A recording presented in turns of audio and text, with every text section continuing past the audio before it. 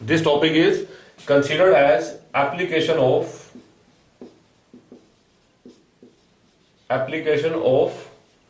LCM. First we start with the concept of application of LCM. We have some standard questions here that may be asked in different exams, CAT, SSC, banking. So we are going to start it one by one. Application of LCM. The first application of LCM is on the concept of circular race. Circular race. Suppose few persons are participating in a race. A, B, C.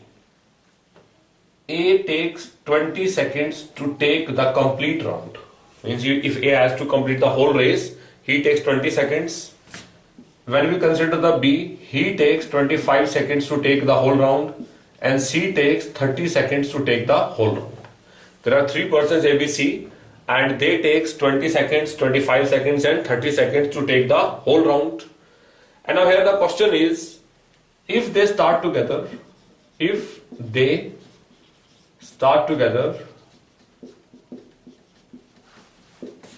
after how much time they meet for first time at starting point. The question is, after how much time they meet for first time at starting point. Right?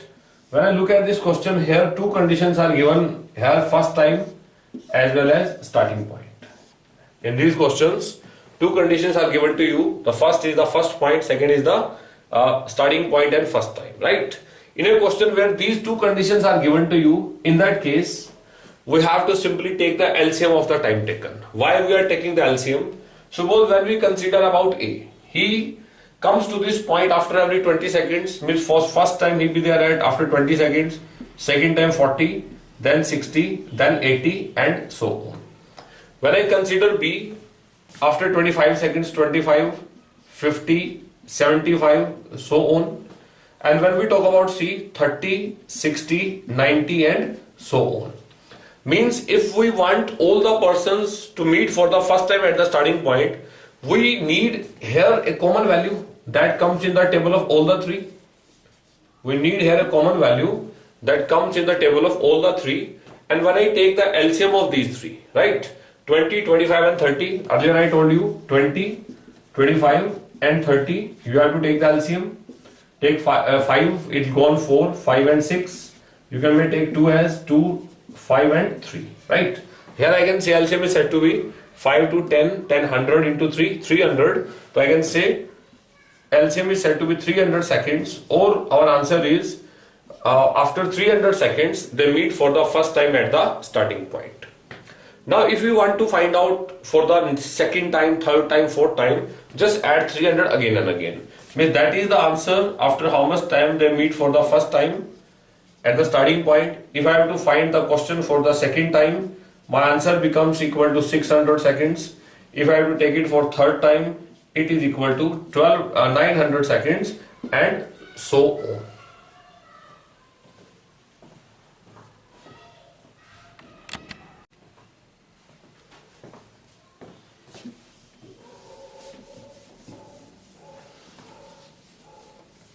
After circular race, the second application of this concept is, that is about, it may be about the lights or it may be about the bells.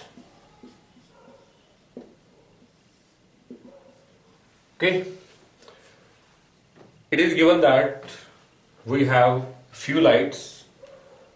Light A, on it is written as L legal. Light B, it is taken as point, and light C, foundation. We have 3 lights. On A, it is written as legal, on B, point, and C, foundation, right? The first light, it lights after every 10 seconds. Second, after every 20 seconds. Third, after every 25 seconds. Right? If all the 3 lights light together, after how much time they light again together. After how much time they light again together. Right? Now if you have to answer this question, it means we have to find a time after which they light again together, means we have to find the common time. Common time means simply LCM of the given numbers, LCM of 10, 20 and 25. When we take the LCM of 10, 20 and 25, our LCM is said to be 100. So we can say our answer is said to be 100 seconds. That becomes our answer. Okay. In this question, one more variant can be added. Suppose when we consider the light A, it is given that it flashes after every 10 seconds. Now it is further added that the light A flashes after 10 seconds for 5 seconds. Means once it flashes, the flash will remain for 5 seconds. Similarly, light B, after 20 seconds, it flashes for 5 seconds. Light C, it flashes for 10 seconds. What is given to you? There are 3 lights. The first flashes after every 10 seconds, but now it is after flashing for 10 seconds, it flashes for 5 seconds, right? It was there for 5 seconds. Similarly, light B and light C. Now the question is, if they flashes together, after how much time they again flashing together, right? The question is same, after how much time they again flashing together, but in this question one more variant have been added. The variant is, that is, it flashes for 5 seconds, for 5 seconds and for 10 seconds. Now if I have to answer this question, so what I can say, 10 seconds plus 5. Now my flashing total time is 15. Similarly it is 25 and it is said to be 35, right? Now take the LCM of this, your answer is there. This is the question once asked in CAT exam. In this, all informations are same, but this time is also given to you. In order to answer your question, you have to add these times and then take the LCM of it. We can take the LCM of 15, 25 and 35, right? Here I want to tell you the approach that we apply, that is the factorization approach. 15 would be taken as 3 into 5, 25 is 5 square, 35 is 5 into 7. Now I have to take the LCM. LCM is taken as, take all the prime numbers, so I may take 3, 5 and 7, and power should be maximum. The maximum power of 3 is 1, 5 is 2 and 7 is 1. So I may say 3 into 25 into 7. So this would be taken as 75 into 7, or I can say 525, that becomes your answer. So we can say that if you have to find the flashing time of the lights, they will again flash together after 525 seconds. If the question is of this simple, if the question is that one, in that case just take the LCM of this time taken and your answer is this one, 100 seconds. But if one variance is added, it flashes for 5 seconds, means it flashes after 10 seconds, then it was there for 5 seconds. In that case, we have to just add this timing in that, and after that we are in a position to get our answer. Our answer is said to be 525 seconds. I hope it's clear. Similar question may be asked in the case of the bells. For example, it is given that there are 3 bells. They toll after every 10 seconds, 15 seconds and 20 seconds. There are 3 bells. They toll after every 10 seconds, 15 seconds and 20 seconds. The first question is, we have to find out if they toll together, after how much time they will toll again together. After how much time they will toll again together. Right? In order to answer this question, what I can say, 10, 15 and 20. Take the LCM of 10, 15 and 20. We can say the LCM is said to be 60 seconds. So our answer is, after every 60 seconds, they will toll together. So we can say our answer is, they will toll after 60 seconds. Sometime a question is asked here in order to create confusion. It is given that between 6 to 7, for how many times they toll together, including the starting one at 6, including the starting point at 6. Right? Now from this we infer that they toll after every 1 minute. In 6 to 7 there are 60 minutes. Generally our answer to be 60 times. But here it is given that we have to also include the starting point. Starting point means when the timing is 6 o'clock, at that time bells toll together, it means one more time is added.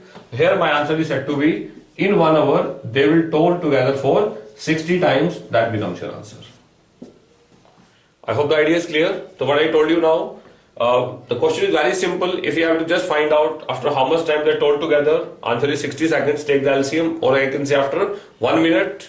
But if the question is this type, a timing is stated to you and you have to find out in that timing for how many times they toll together, then in that case we can take it as 1 hour 60 times, and one more time we have to include, that is the starting point. 60 plus 1, our answer is said to be 61 times. So here my answer is said to be 61 times.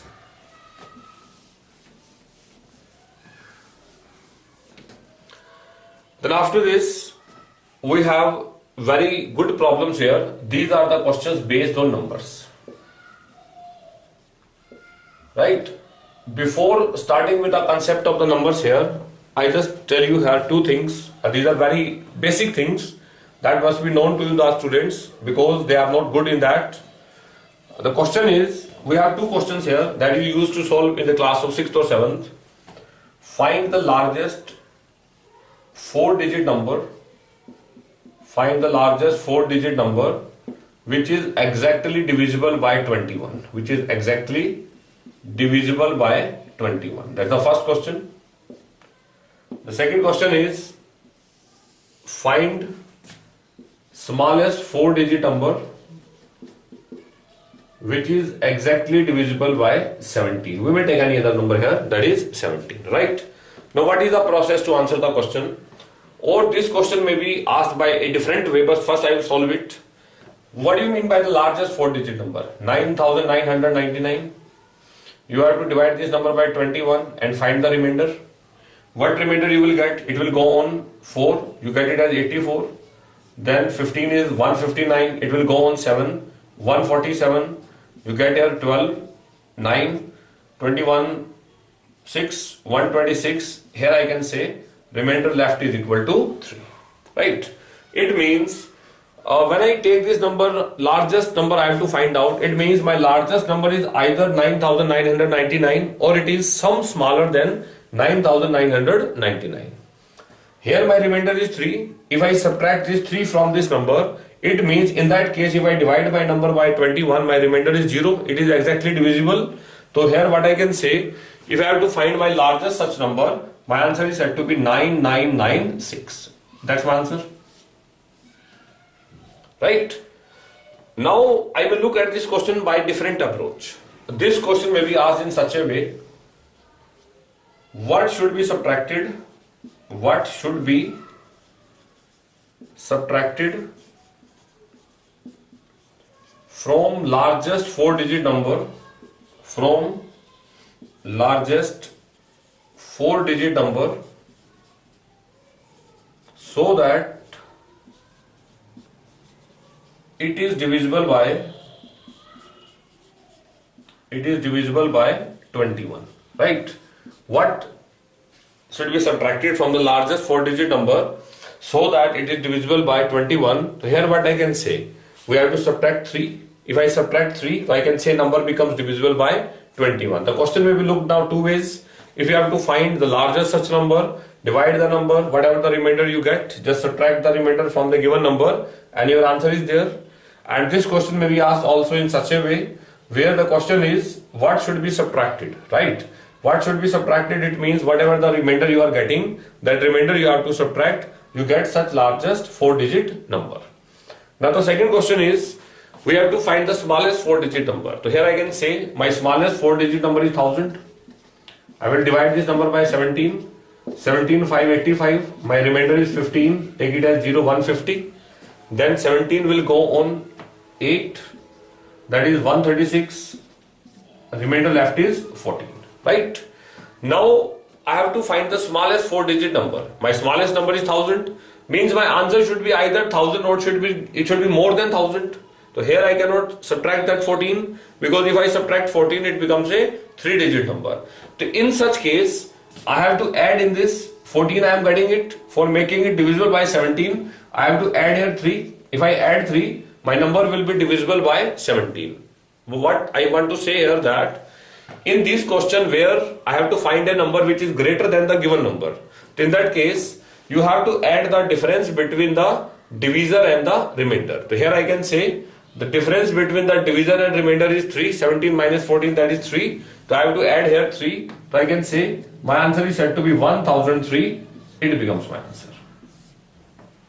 Right? So here I can say our answer is said to be 1003. Or this question may be looked in one different way. The question is, what should be added? The question is, what should be added in smallest 4-digit number, in smallest 4-digit number, so that it is divisible by 17. It is divisible by 17. Right? So that is an introduction to this topic. Now after understanding this, I am going to start with a concept, and these 2 points I will use while solving our questions. Now here we are talking on the topic of LCM and HCF, and we are understanding the concept of application of LCM in the concept of numbers. Now I am going to start with the first statement. The first statement is, find the smallest number which is exactly divisible by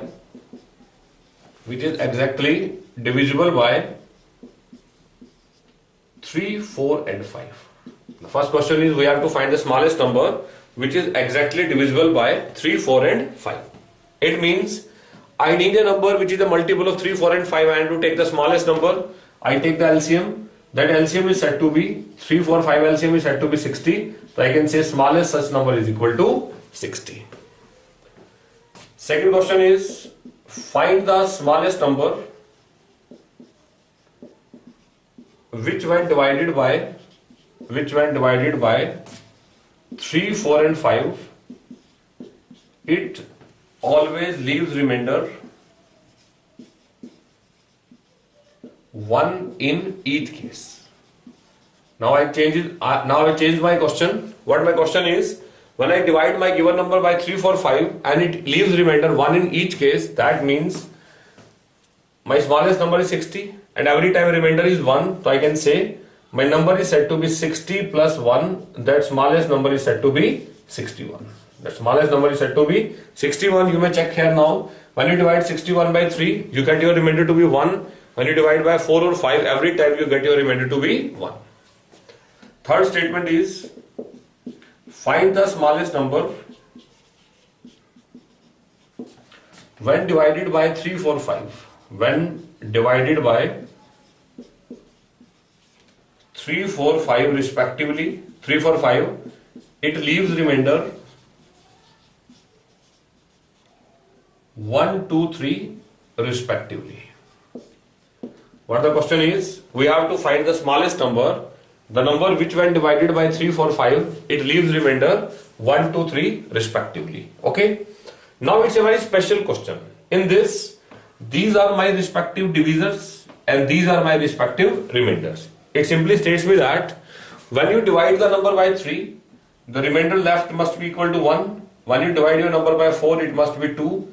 Divided by 5, it must be equal to 3. Okay.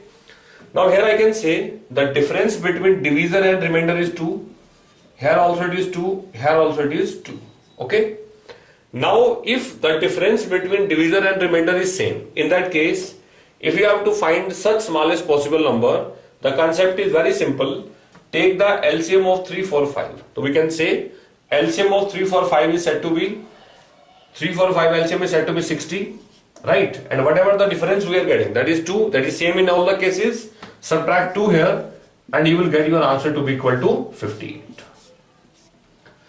What the question talks about? The question is, find the smallest number which when divided by 3, 4, 5, it leaves remainder 1, 2, 3 respectively. So what I can say here, I will just take the difference. 3 minus 1 I am getting 2, 4 minus 2 I am getting 2, 5 minus 3 I am getting 2. So I can say in all the cases the difference is equal to 2. So what I can say now, I just take the LCM of this, that is 60, and subtract the difference 2. 60 minus 2, my answer is said to be 58. That becomes my answer. Okay.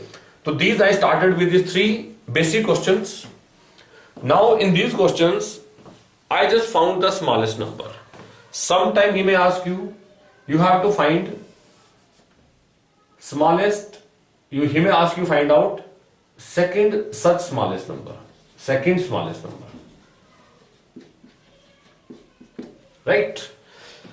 Now when I look at this question, my smallest number is 60. For finding the second smallest number, I have to again add 60. Why? Because I have to add the LCM of 3, 4, 5, that is 60. My second smallest number is now equal to 120. Here if I have to find the second smallest number, my first smallest number is 61. I add again 60 in that and I get my number to be 121. Over here I can say my number can be generalized as 60x plus 1. My number can be generalized as 60x plus 1. If I have to find my smallest number, I started putting x to be 1, that is 60 plus 1, 61. If I have to take the second smallest number, 60 to 120 plus 1, I may get it as 121. Or I can say every time you have to add 60 in that and you will get the consequent numbers. Similarly for this question, here my general number is said to be 60x minus 2. Here my general number is said to be 60x minus 2. If I put x equal to 1, I may get 60 minus 2, that is 58. If I put x equal to 2, 120 minus 2, my answer is equal to 118. Or I have to add 60 in this, my answer is said to be 118. I hope got the idea. Similarly, it may further be changed and the question is now, find such smallest 4-digit number. Question is, you have to find such smallest 4-digit number. Okay. Now we know that smallest 4-digit number is 1000.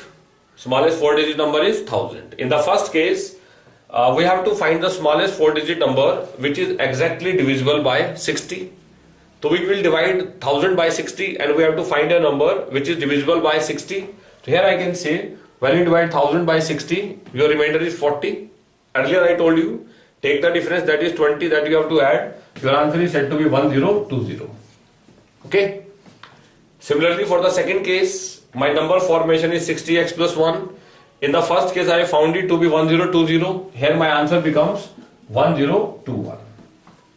Similarly here, my number formation is 60x minus 2 and I have to solve it. So what I will try, I just try to multiply to be 1020. I have to subtract 2. My answer is said to be 1018. That's my answer. I hope got the idea. So this is an introduction to this in the case of numbers. Now when we further extend it, I started with a question where the difference is same. You may find some questions where the difference is not same. In that case, we try to find out what approach we have to show so that we are in a position to get our answer. The fourth type that we may take, it is given that find a smallest number which leaves remainder 7 when divided by 11. When number is divided by 11, the remainder left is 7, right? And when divided by 12, when divided by 13, remainder left is 12. Question is, we have to find the smallest number. Number when divided by 11, it leaves remainder 7. When divided by 13, the remainder is 12. We have to find such smallest number, right? Now in this question, when we look at this question, the difference between divisor and remainder is not same. Here this is 11 minus 7, the difference is 4. Here 13 minus 12, difference is equal to 1. So we can say the difference between divisor and remainder is not same. Where the difference is not same, in these questions, what approach we have to apply?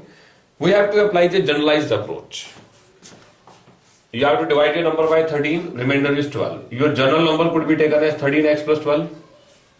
When you are dividing your number by 13 and remainder is 12, so you may say your number is said to be 13x plus 12. Now you have to divide this number by 11 and remainder left that you require, that must be equal to 7. Okay.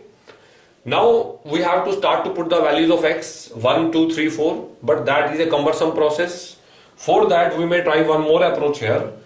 From 13x, take that portion which is exactly divisible by 11, that is 11x. Similarly for 12, this is 11. Now what is left? Here it is left 2x, here it is left 1.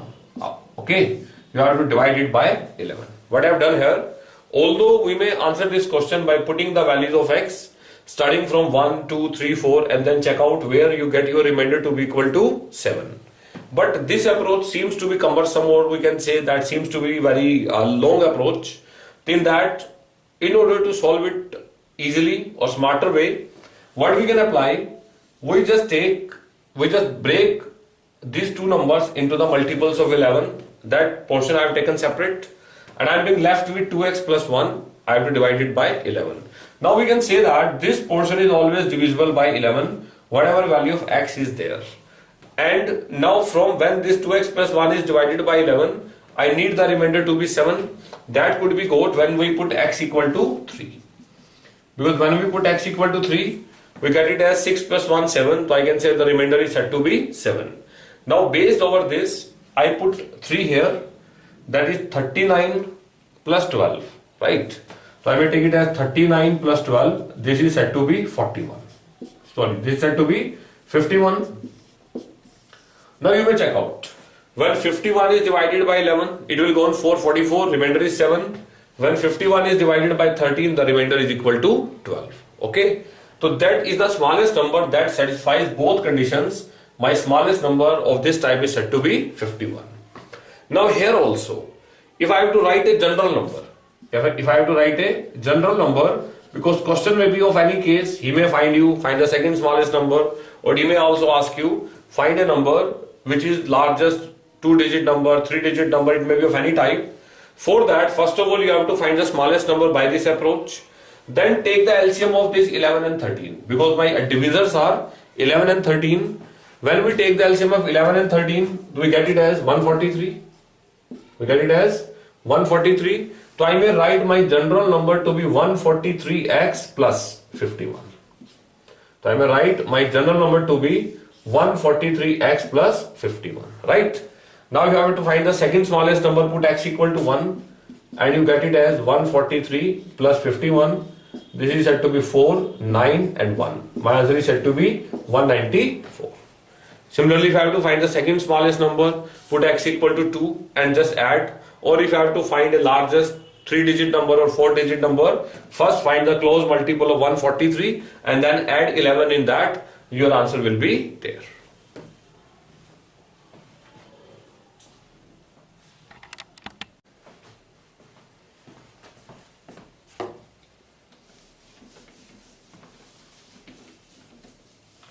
Now after this, we have one more question in order to understand the concept. What this question talks about?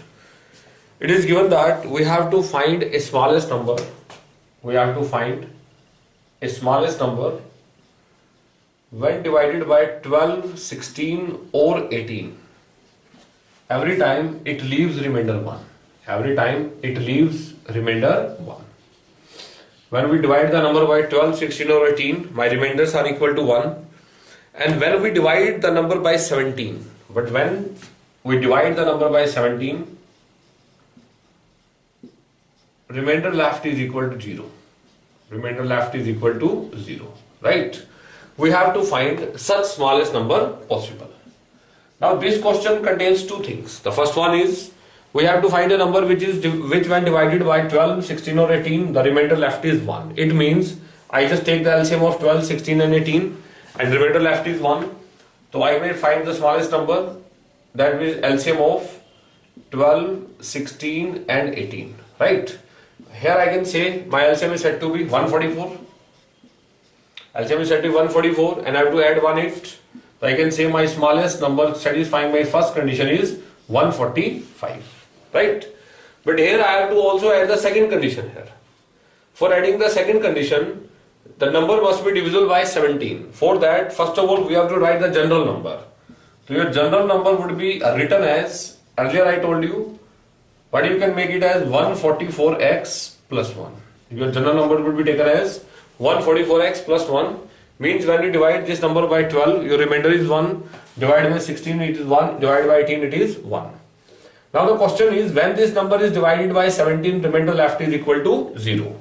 So what I require, what I need it as 144x plus 1 divided by 17, remainder must be equal to 0. Again we will apply that same approach. Earlier I told you, first you may start with by putting 1 to 3, but that is a lengthy approach. For that, what is the smallest approach? You have to break this 144 into the multiples of 17. And here I can say 17 8s are, that is said to be 136. So I may break it as 136x, right? And here what is left now? We are being left with 8x plus 1, and that is divisible by 17. Now we have to simply check out, because 136x is always divisible by 17 and I am being left with 8x plus 1, that has to be divided by 17. Now when I put x equal to 2, you may get it as 16 plus 1 17, and I need my remainder to be 0. So I can say that when in the given statement, when you put x equal to 2, you get a number which is exactly divisible by 17. Put here x equal to 2, you get it as 288 plus 1 289. So that is your answer. So we can say this is the smallest number which when divided by 12, 16 or 18, every time it leaves remainder 1. When this number is divided by 17, your remainder left is equal to 0. That becomes your answer.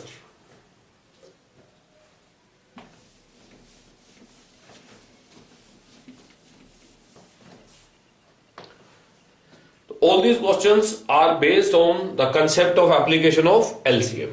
Now after the concept of application of LCM, the next point that I am going to discuss, this is the application of HCF. This is the concept of application of HCF, that is highest common factor.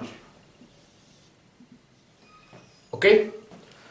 Now earlier as I told you, HCF is highest common factor, and factor is always smaller than the given numbers. So in that we have some varieties of question. So I am going to start with some varieties of question. The first question is, find the largest number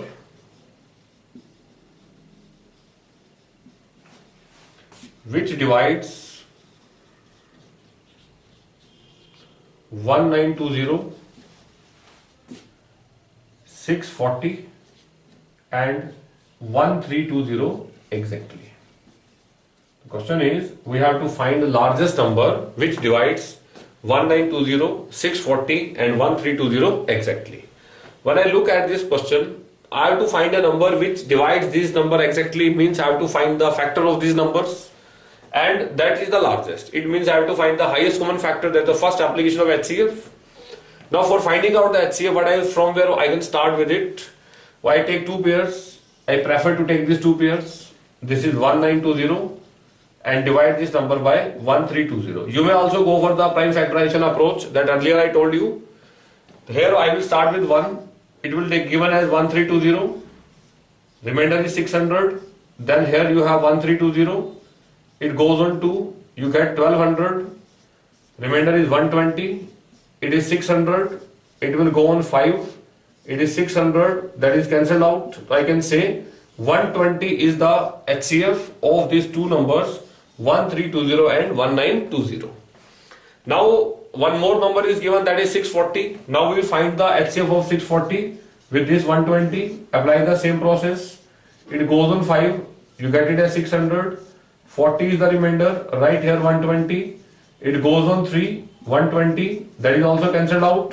So here I can say my final HCF is 40. So we can say 40 is such largest number which divides this given number exactly. What the question talks about? Suppose I have three numbers, 1920, 640 and 1320, and I have to find the largest number that divides these three numbers exactly. So from where we can start, we just take this pair, right? Go by step by step. My quotient, here the divisor is 120, or I can say HCF is 120.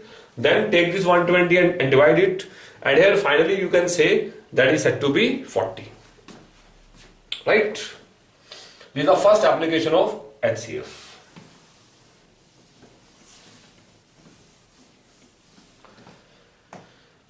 Second question is, this is a very important question. What this question talks about, it is given that in a school there are boys and girls. Boys and girls. There are 289 boys. There are 289 boys and 340 girls. Right? It is given that these girls have to be divided in different sections such that each section contains equal number of students. Each section has equal number of students. And secondly, each section have either boys or girls. Each section has either boys or girls. Either boys or girls. Right? Two such cases have been given to you. First case is each section must have equal number of students, and the second is each section will have either boys or girls. We have to find out what is the minimum number of sections that are required. The question is, we have to find out what is the minimum number of sections that are required. Okay. Now, from where I will start, this keyword is there. Minimum number of sections are required in order to accommodate the boys and girls. If nothing is given, if it simply gives you, you have to find the total number of sections. Your answer is cannot be determined. Why? Because no condition is given how many students are there in a section. For that, something must be there. Here he has used the term minimum. It means if we have to find number of sections to be minimum. So what I can say, number of students in a section have to be maximum. Number of students in a section have to be maximum, right? Now if number of students have to be maximum, it means we have to take a number that is the highest number that divides these two numbers exactly. And here my two numbers are 289 and 340. Means first of all I have to take the HCF of 289 and 340. Right? By looking at the question, I can say HCF is said to be 17. HCF is said to be 17 because when I make the prime factorization, I may take it as 17 square, and there I may take it as 17 into 20. Highest common factor is prime factor is 17. So I can say HCF is 17. It means number of students in a section must be 17. And the question is, I have to find the total number of sections. I have to find total number of sections. If we have to find the total number of sections, so we have to divide the sections for boys and section for girls. 289 boys are there. Number of sections required 289 by 17. For girls 340 by 17. This is said to be 17 plus 20, right? And my answer is said to be 37. 37 is the total number of sections required for accommodating the students. I hope the idea is clear. The same question may be asked in a different way. He may state you that you have two varieties of milk, or may say you have two different carriers of the milk, different buckets. First bucket contains 289 liter, second contains 340 liter, right? You have to measure the milk. The question is, and the statements are given that maximum measurement have to be used. What could be the total number of measurements in order to measure it? So we may take the HCF that is said to be 17. For measuring it 17 times or measuring it 20 times, so I may say 37 times are the minimum requirements so that the whole milk can be measured.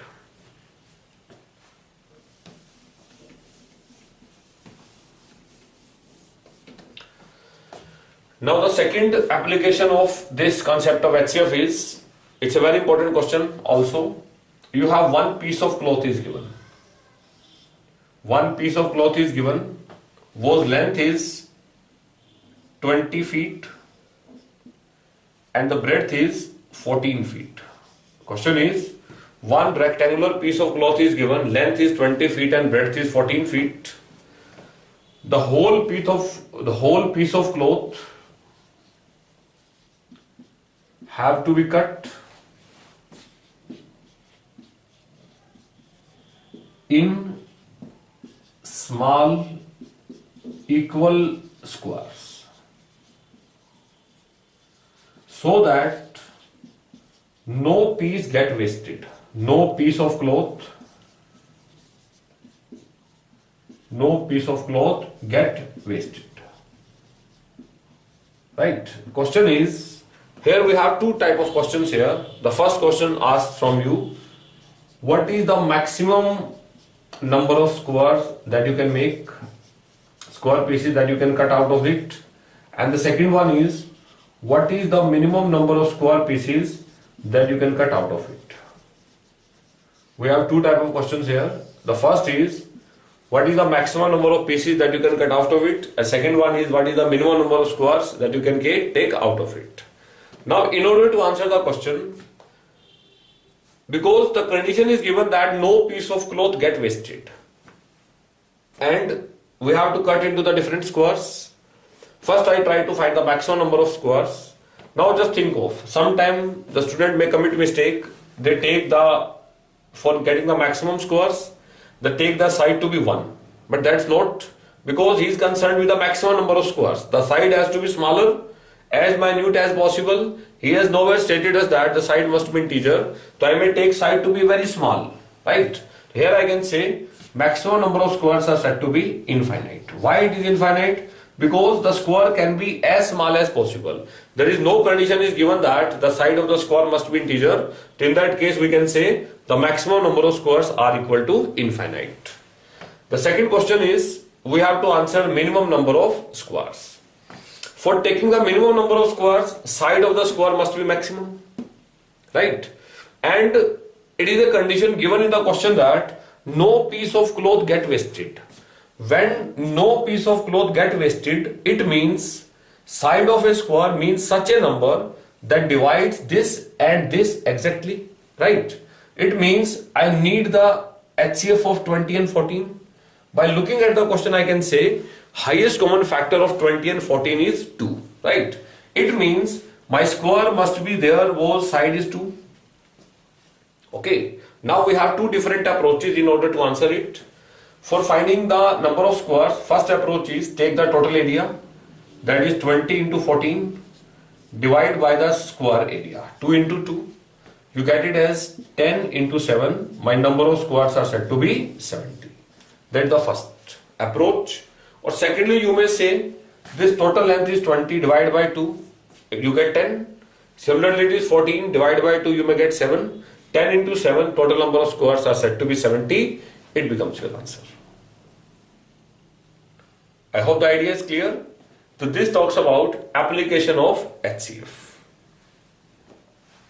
About how to divide in different squares so that no piece of cloth get wasted, as well as the minimum number of squares we have to find.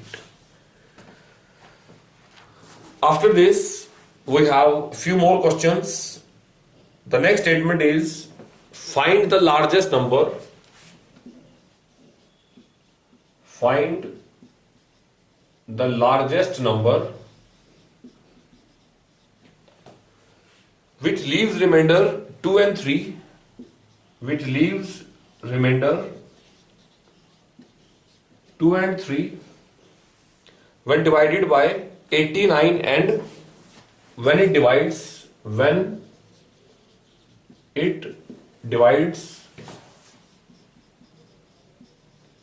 89 and 148. When it divides 89 and 148, the remainders left are 2 and 3. We have to find such largest number. Now the question is, when it divides 89, the remainder left is 2. It means when I subtract 2 from here, I get 87. 87 is exactly divisible by the given number. Similarly here, 148, here my remainder is 3, I subtract 3, I get it as 145. Means the question is, find the largest number which divides these two numbers exactly. Means I have to find the highest common factor, right? Now take the HCF of 87 and 145. When you take the HCF, we have different approaches. The first is, we may apply prime factorization. 87 is said to be 29 into 3, right? And 145 is said to be that is said to be 29 into 5. Now if I have to find the HCF, my answer is said to be 29, and answer to this question is 29 is the largest number. When we divide by 29 these two numbers, you get your remainders as 2 and 3. The answer is said to be 29. Last, not the least, question that we are discussing in the concept of HCF, application of HCF is, it's also a very important question. In number of exams you may find these type of questions. What is given that find the largest number. Find the largest number. Question is, find the largest number which divides 444, 804 and 1344, leaving same remainder in each case. Leaving same remainder in each case.